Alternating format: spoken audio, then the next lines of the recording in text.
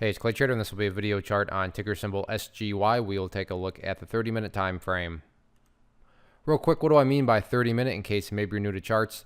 Instead of each one of these candlesticks here representing 1 day's worth of price action, which is what you would normally see, each one represents 30 minutes. So while this may look like several days worth of time right here, it's actually just today's price action broken down into 30-minute time slices.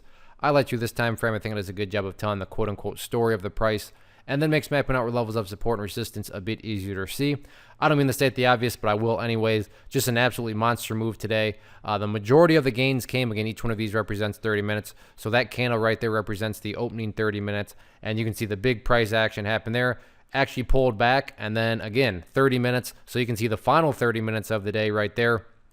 Volume came pouring back in, and then closed out the day very, very nicely. So definitely makes sense why people were submitting requests and questions on it. So let's map out levels of support and resistance. First area of support is what I would call the ideal level, meaning if you say, hey Clay, what would make this chart look the absolute strongest going forward? If the price can stay up above $5, that's going to make the chart look very powerful. But by no means is $5, a must-hold level or anything like that. So if the price does drop below it, I'm not saying that everything's ruined or anything like that. But yeah, that would certainly make that'd be the best case scenario going forward. Next level of support, and I just want to scrunch things up to give a little more perspective. After the $5 mark, we would be down here at this previous breakout point, and that makes it easy. $4.50. So $5, $4.50. Two kind of initial levels of support. From the broad scope of things, keep an eye on that purple line there, the 50-period simple moving average. I realize right now it's totally irrelevant given that it's way down there and that the price closed way up there.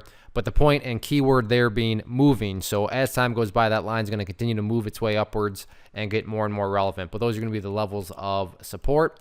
In regards to levels of resistance, let's map out a few of these. So always a good problem to have when you have to scrunch up the chart like this. So levels of resistance. Initial level of resistance, I'm not sure if the price hit it. It did indeed, right up there at $5.60. You can see that was a high from way back here, and the price actually did temporarily break above it because the price closed below it, still got to consider that a level of resistance. Although next level of resistance after that, I'm going to call up there at $5.90. So all in all, any way you slice it, very, very nice day for the bulls. Now it's just a question of can they build upon this momentum going forward? We shall see. One of the most popular questions I get is, hey Clay, how do you find the stocks that you trade? So what I've done is put together this free resource guide where I talk about the tools that I use to locate stocks that I find interesting and think may have potential. So if that sounds like something that could add value to you as a trader, then by all means click right there to get access to the guide.